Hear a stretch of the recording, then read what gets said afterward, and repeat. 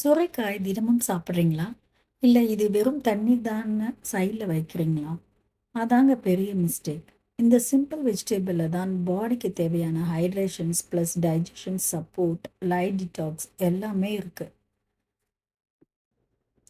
சுரைக்காயில பார்த்தீங்கன்னா 90% மேல water content தாங்க இருக்கு.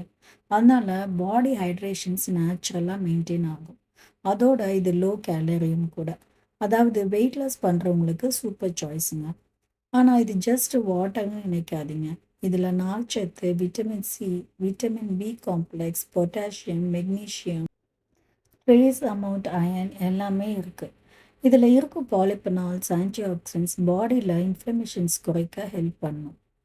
நம்ம பாடியில டைஜஷன்ஸ் எப்படி நடக்குதுன்னா, ஹெவி ஆயிலி ஃபுட் எடுத்தா ஸ்லோவாகும். ஆனா சுரைக்காய் மாதிரி லைட் ஃபுட் எடுத்தா டைஜஷன் சிஸ்டம்க்கு ரெஸ்ட் கிடைக்கும்.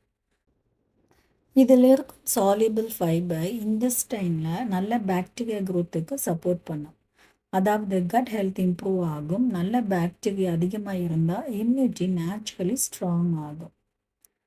ஆனால் ஒரு இம்பார்ட்டன்ட் பாயிண்ட்ங்க, சுரைக்காயில் ஆன்டி நியூட்ரிஷன்ஸ் இல்லைன்னு சொல்ல முடியாதுங்க. இதில் சிறிய அளவில் ஆக்சலேட்ஸ் இருக்கும். இந்த ஆக்சலேட்ஸ் அதிகமாக இருந்தால் கால்சியம் அப்சர்ப்ஷன்ஸ் கம்மியாகும். அதனால கிட்னி ஸ்டோன் ப்ராப்ளம் இருக்கிறவங்க ஓவராக எடுத்துக்கிறத அவாய்ட் பண்ணணும். ஆனால் நார்மல் அளவில் சாப்பிட்டா ப்ராப்ளம் இல்லைங்க. இப்போ ப்ரிப்ரேஷன்ஸ் எப்படி இம்பார்ட்டன்ட்னு பார்த்தா, பச்சையாக சாப்பிட்றது நல்லதா? இல்லைங்க. சுரைக்காய் பச்சையாக சாப்பிட்டா டைஜஷனுக்கு கொஞ்சம் ஹெவியாக ஆகும். லைட் குக்கிங் பண்ணணுங்க. ஸ்டீம் பண்ணலாம், மைல்டு சாட்டே பண்ணலாம், சூப் மாதிரி கூட எடுத்துக்கலாம். இது நியூட்ரிஷன்ஸ் லாஸ் ஆகாமல் ப்ரிசர்வ் ஆகும்.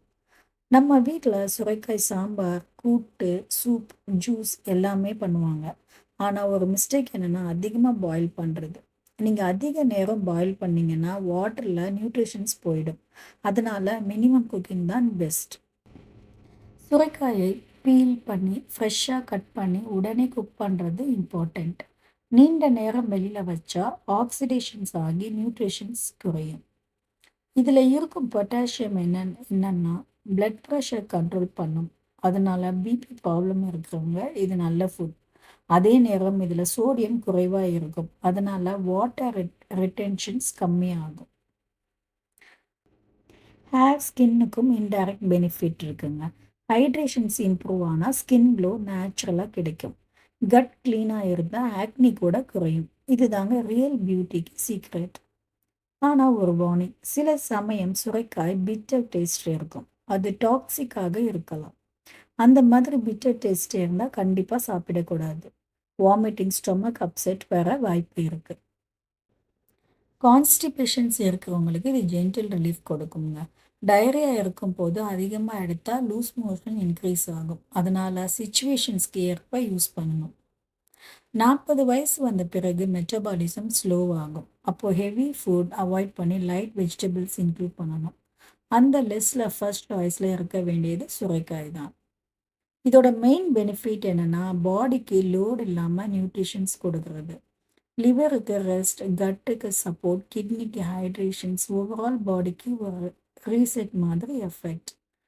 அதனால நெக்ஸ்ட் டைம் கிராசரி போகிறப்ப சுரைக்காய் இக்னோர் பண்ணாதீங்க. சிம்பிள்னா இருந்தாலும் இது பவர்ஃபுல்லான ஃபுட்டுங்க. தினசரி டயட்டில் இன்க்ளூட் பண்ணிங்கன்னா ஸ்லோலி பாடி சேஞ்சஸை நோட்டீஸ் பண்ணுவீங்க. டைஜஷன்ஸ் இம்ப்ரூவ், எனர்ஜி லைட்டாக இருக்கும்.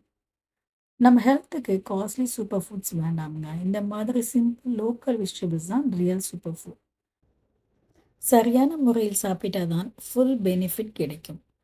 இன்று அட்லீஸ்ட் வாரத்துக்கு 2 to 3 தடவை சுரைக்காய் இன்க்ளூட் பண்ண ஆரம்பிங்க. பாடி நன்றி சொல்லும்.